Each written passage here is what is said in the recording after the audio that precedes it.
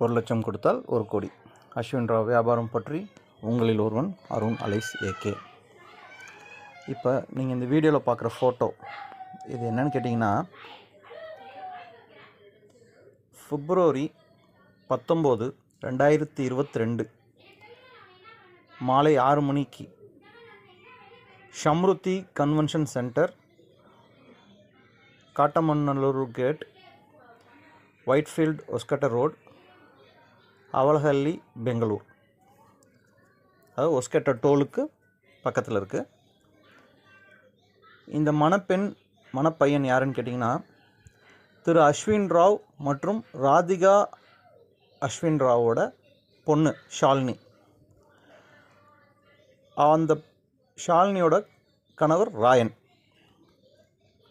இப்போ எதுக்கு இந்த விஷயம் அப்படின்னு கேட்டிங்கன்னா, இப்போ இந்த ஃபோட்டோவில் பார்க்குற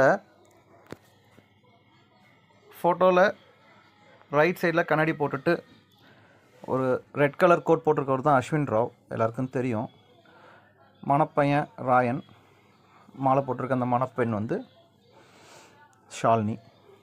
கடைசியாக அதே அந்த ரெட் கலர் சாரியில் இருக்கிறவங்க தான் ராதிகா அஸ்வின் ராவ்.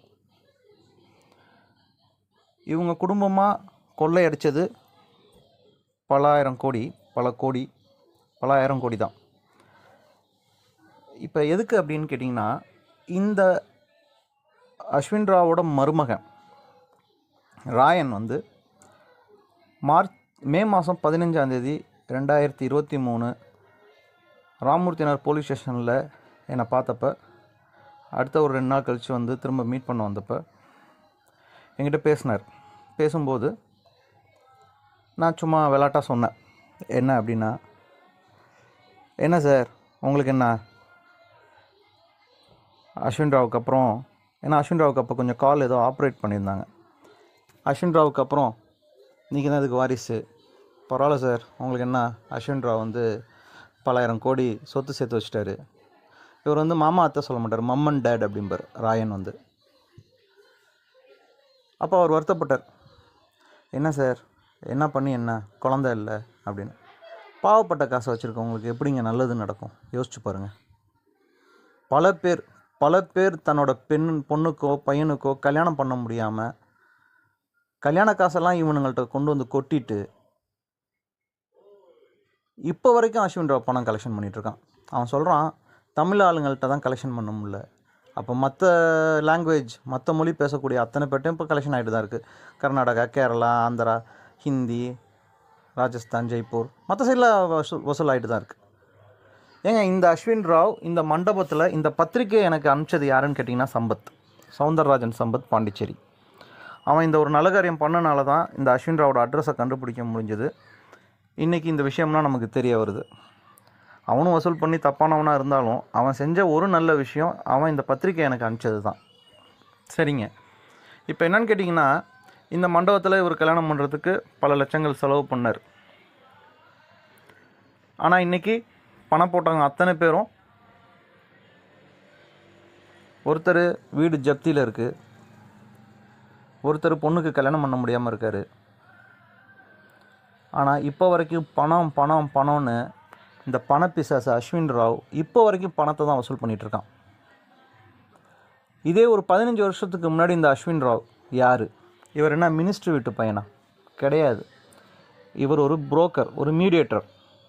ஏதோ ஒரு சில லிங்க்கில் அவனை தெரியும் இவனை தெரியும்னு சொல்லிவிட்டு, இவனோட தோற்றம் வெள்ளையாக இருக்கவன் போய் சொல்ல மாட்டான்ல, அப்படிங்கிற நம்மளோட கிறுக்குத்தனமான ஒரு விஷயந்தான் இவங்களை ஆளாக்கி விட்டது. அப்போ அஸ்வின் ராவ் 15 வருஷத்துக்கு முன்னாடி ஒன்றுமே இல்லாதவன்.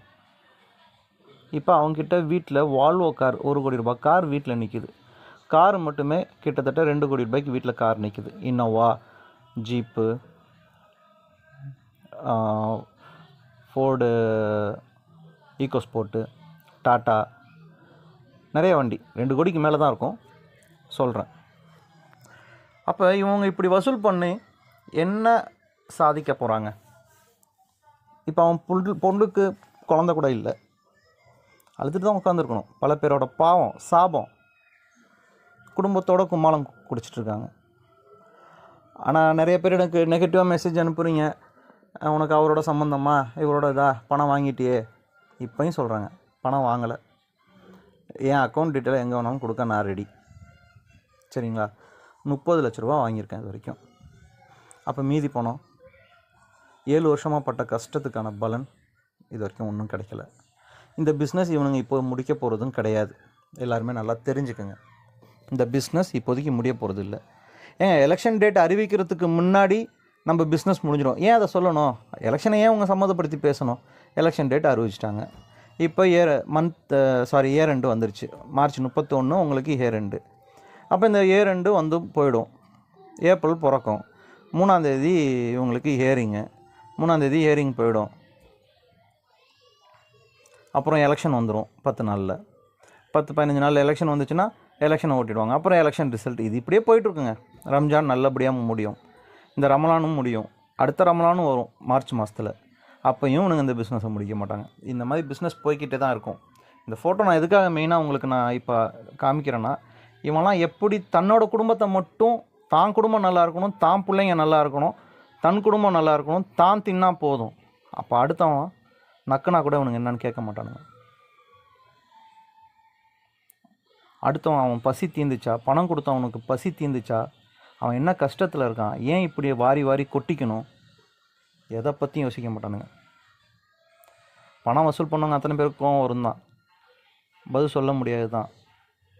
எஸ்டிஜிசி இன்னமும் ஐடி போட்டுட்ருக்கான். இன்னொருத்தன் வசூல் பண்ணிட்டு தான் இருக்கான். இந்த டெய்ஸி ராணி மேடம் ஏதோ ஒரு ஆடியோ கொடுத்தாங்க, இப்போ வரைக்கும் ஒன்றும் நடக்கலை. நாளைக்கு எல்லோரும் எடுத்துருவீங்க. நாங்கள் இந்த மாதிரி ஒவ்வொரு ஃபண்டர்ஸ் எல்லாருமே சொல்கிறாங்க, எதுவுமே நடக்கலை. இந்த இப்போ ஒரு ஞாயிற்றுக்கிழமை வாங்கிட்டு வந்துட்டார், ஞாயிறு போய் அடுத்த ஞாயிறு நாளைக்கு வரப்போகுது. அப்போ 7 நாளாக இவர் வாங்கின டாக்குமெண்ட் என்னாச்சு, ஏது என்னாச்சு? இது நடக்க போகிறது இல்லைங்க. இவனுங்கள்ட்ட உண்மை கிடையாது. அதனால் பணம் கொடுக்குறவங்க இன்னும் கொடுத்துக்கிட்டே இருங்க. உங்களெல்லாம் யாரும் திருத்த முடியாது. உங்களை திருத்துறது என்னோடய வேலை இல்லை. ஆனால் நான் செஞ்ச புண்ணியம், பல பேர் பணம் கொடுக்காம தன்னை காப்பாற்றிக்கிட்டாங்க, நன்றி சொல்கிறாங்க. நன்றியும் நம்பிக்கையோடு இருந்தால் கண்டிப்பாக என்னோடய உதவி கண்டிப்பாக எல்லாருக்கும் கொடுப்பேன். நம்பிக்கை இல்லாதுன்னா தயவு செஞ்சு என்கிட்ட அவங்களுக்கு நான் உதவி பண்ணணுங்க அவசியம் இல்லை. மொத்தம் இந்த ஃபோட்டோவை பாருங்கள், அதுக்கப்புறமாச்சு யோசிங்க. நல்லதே நடக்கட்டும், அந்த கடவுளை பிரார்த்தனை பண்ணுவோம். அடுத்த ஆடியோவில் இன்னும் நிறைய விஷயங்கள் சொல்கிறேன். நன்றி, வணக்கம்.